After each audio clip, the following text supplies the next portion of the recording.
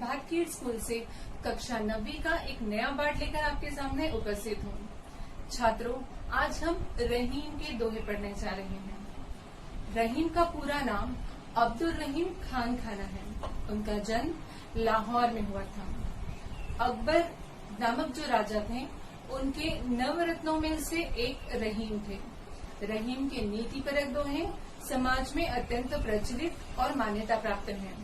आज हम रहीम के दोहों के अंतर्गत उनके नीतिपरक दोहों का ही अध्ययन करने जा रहे हैं। तो छात्रों, सबसे पहला दोहा देखते हैं। रहीमन धागा प्रेम का मति तोड़ो चिटकाए, टूटे से फिर ना जुड़े, जुड़े गांठ पड़ी जाए। छात्रों, रहीम कहते हैं कि प्रेम का जो धागा होता है उसे अचानक से तोड़ नहीं देना चाहिए। क्यों? क्योंकि अगर वह धागा हम तोड़ देते हैं तो उसे जोड़ना आसान नहीं है। आपने कभी किसी धागे को तोड़कर देखा है? बिल्कुल। जब कोई धागा टूट जाता है छात्रों, तो उसे पुनः वैसा की वैसा जोड़ा नहीं जा सकता।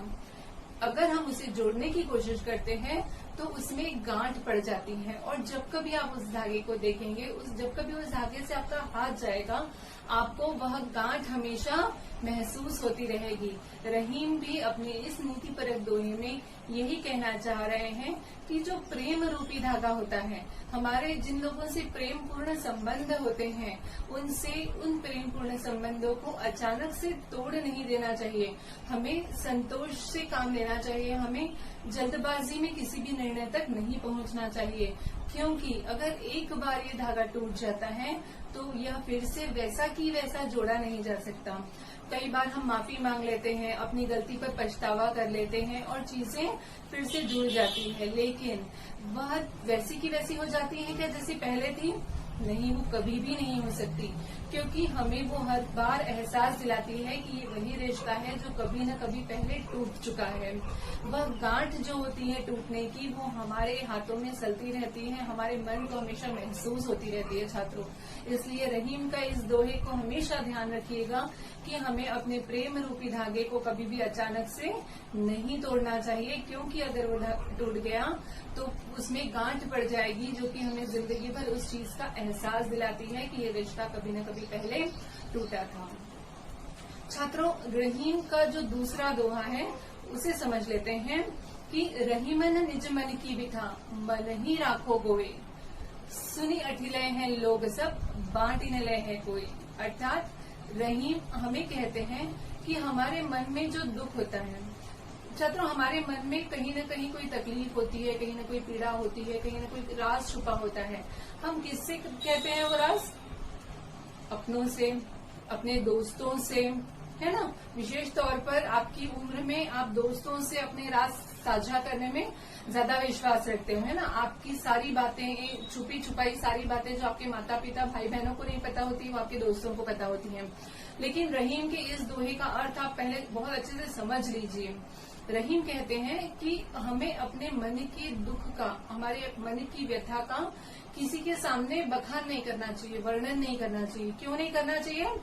क्योंकि जिससे भी हम अपनी व्यथा कहेंगे, वो उस दर्द को उसी तरह समझ पाएगा क्या जिस तरह आप उसे महसूस करते हैं? नहीं कर पाएगा, क्योंकि उसने उस दर्द को कभी महसूस नहीं किया है। वो क्या करेगा? आपके सामने तो सांत्वना जताएगा, लेकिन जैसे ही वो आपके पीठ पीछे जाएगा, वैसे ही वह अपने दूसरे मित्रों के साथ मिलकर दूसरों के सामने उस दुख का मजाक बनाएगा। और ये बात आपको अच्छी लगेगी क्या कि आपके दुख का कोई मजाक उड़ा दे? बिल्कुल सही। इसीलिए रहीम की इस सीख को हमेशा ध्यान रखिए कि रहीमन निज मन की बिथा, बिथा यानी व्यथा, दुख, मन ही राखो गोए, गोए यानी छुपा के, अपने मन में छुपा के रखो अपने दुखों को, अपनी पीड़ाओं को। सुनी अठिलय है, लोग सुनेंगे तो उसका मजाक बनाएंगे, कोई उसे बांट नहीं पाएगा, है ना, क्योंकि उसने उस दुख को कभी महसूस नहीं किया है, तो उस दुख की व्यथा को वो समझ ही नहीं पाएगा और उसका मजाक बनकर रह जाएगा। अगले दोहे की तरफ बढ़ते हैं छात्रों। रहीम कहते हैं, एक साधे सब सधे, सब साधे सब जाए, रहीमन मूल ही सींचिबो, फूले फले अघाए। आपको एक उदाहरण देती हूँ मैं कि अगर आपको किसी झाड़ को या किसी पौधे को पानी देना है ना, तो आप क्या करेंगे? उसके फूलों को, उसके पत्तों को, उसकी डाली को, सबको अलग अलग से पानी देंगे क्या? नहीं। हम क्या करेंगे? सीधे सीधे उस पौधे की या उस पेड़ की जड़ों में पानी डालेंगे और अपने आप वो पानी सारे अंगों को मिल जाएगा। रहीम भी यही कह रहे हैं छात्रों कि एक है साधे सब सधे। एक किसी उद्देश्य को अगर आप साधना करना चाहते हो, पाना चाहते हो, तो आपको उसी की तरफ ज्यादा फोकस करना चाहिए, उसी की तरफ अपना ध्यान लगाना चाहिए। उसका साध्य करते हुए उस रास्ते में अनेक उद्देश्य आपके साध्य होते चले जाएंगे। लेकिन अगर आप अपना मन भटकाओगे इधर उधर तो कोई भी उद्देश्य साध्य नहीं होगा।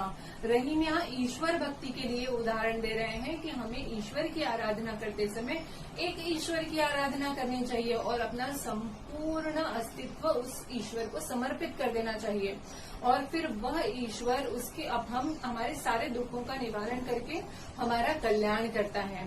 एक छात्र के तौर पर अगर मैं आपसे ये बात कहूँ तो अगर आपके जीवन का उद्देश्य है कि आपको 10वीं कक्षा में बहुत अच्छे अंकों से पास होना है या फिर उससे भी बड़ा उद्देश्य कि आपको कोई डॉक्टर, इंजीनियर एवं ए क्लास ऑफिसर जो भी आपको बनना है, वो एक बड़ा उद्देश्य आपके आंखों के सामने है। आप उसी उद्देश्य पर ध्यान लगाकर अपना पूरा जीवन व्यतीत कीजिए, आगे की तरफ बढ़िए, ऐसा रहीम कहते हैं। उस उद्देश्य को साध्य करते हुए बहुत सारे छोटे छोटे उद्देश्य आपके साध्य होते चले जाएंगे, है ना। आप अपने समय का दुरुपयोग नहीं करोगे, आप अपना पूरा ध्यान पढ़ाई में लगाओगे, गलत आचरण नहीं करोगे, क्योंकि आपको उस उद्देश्य की प्राप्ति करनी है तो आप गलत आचरण कर ही नहीं सकते, है ना। एक अगर उद्देश्य को लेकर आप उसी की तरफ फोकस करते हैं, उसी की तरफ पूरा ध्यान केंद्रित करते हैं तो बचे हुए छोटे छोटे उद्देश्य अपने आप पूरे होते चले जाते हैं। लेकिन वहीं अगर हम छोटी छोटी चीजों के पीछे भागते हैं तो कोई भी उद्देश्य पूरा नहीं होता है। ठीक है, अगला दोहा देखते हैं जिसमें रहीम कहते हैं कि चित्रकूट में रमी रहे रहीमन अवध नरेश, जा पर विपदा पड़ते हैं सो आवत यह देश। रहीम ने यहाँ पर चित्रकूट की शांति और मनोरम्य वातावरण का वर्णन किया है छात्रों। चित्रकूट में इतनी शांति है कि जब अवध नरेश श्री राम, अयोध्या के राजा श्री राम, जब उन पर विपदा आई थी, जब वे वनवास बिता रहे थे, तो वनवास के समय में शांति प्राप्त करने के लिए वे अवधपुरी के राजा होते हुए भी वे चित्रकूट में रहे थे। चित्रकूट जैसे वन में, जंगल के वातावरण में रहे थे, क्योंकि वहां पर पूरी शांति उन्हें महसूस हो रही थी। वैसे ही जो रहीम है वो कहते हैं कि जा पर विपदा पड़त है, मतलब जिस पर भी विपदा आती है वह आवत यह देश, यानी कि वह चित्रकूट में आता है। चित्रकूट में आता है से मतलब क्या है कि वह शांतिपूर्ण स्थान में अपना मन शांत करने के उद्देश्य से वहां चित्रकूट में आता है। इस दोहे में चित्रकूट के शांतिपूर्ण वातावरण का बहुत सुंदर वर्णन रहीम ने किया है। अगला दोहा देखते हैं छात्रों। दीर्घ दोहा अर्थ के आखर थोरे हुए, दीर्घ दोरगा अर्थ के आखर थोरे हुए, जो रहीम नट कुंडली सिमट कूद चढ़ जाए, है ना। जो रहीम नट कुंडली, नट यानी क्या होता है? कलाकार।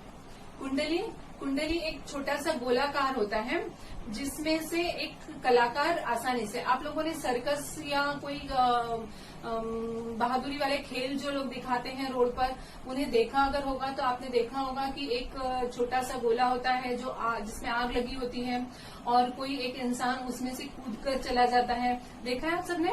बिल्कुल वैसे ही रहीम उदाहरण दे रहे हैं कि जो नट होता है, जो कलाकार होता है, वो छोटी सी कुंडली, छोटे से गोलाकार में से भी अपने पूरे शरीर को सिमटाकर कूदकर फांद जाता है। वैसे ही दीर्घ दोहा अर्थ के, दोहे की विशेषता बता रहे हैं इस दोहे में रहीम कह रहे हैं कि दोहा जो होता है, दोहा जो छंद है वह कम शब्दों में लिखा जाता है, बहुत कम शब्द होते हैं दोहे में, लेकिन उसका अर्थ जो होता है वो बहुत बड़ा होता है। हमने इसके पहले के सारे दोहे देखे कि शब्द कम है लेकिन उसका अर्थ कितना निकलता है, हर एक के संदर्भ में अर्थ अलग अलग होते चले जाते हैं। वैसे ही रहीम यहाँ पर दोहे की विशेषता बताते हुए कहते हैं कि जो दोहा होता है उसमें शब्द कम होते हैं, आखर थोड़े हुए, आखर यानी अक्षर थोड़े होते हैं, लेकिन उसका अर्थ जो होता है वो बहुत बड़ा होता है, विशाल होता है। वैसे ही जैसे कि एक नट इतना बड़ा होने के बावजूद छोटी सी कुंडली में से सिमट कर अपने आप को बाहर निकाल लेता है, पार कर जाता है, उसी प्रकार से दोहे भी अपने थोड़े से शब्दों के बावजूद भी इतना बड़ा अर्थ प्रदान करते हैं और इतना विशाल मैसेज, इतना विशाल नीतिपरक संदेश हम लोगों तक पहुंचाते हैं। छात्रों, रहीम के इन 5 दोहों का अध्ययन आज हमने किया। रहीम के अगले 6 दोहे हम अगली तासिका में अध्ययन करेंगे। तब तक के लिए धन्यवाद।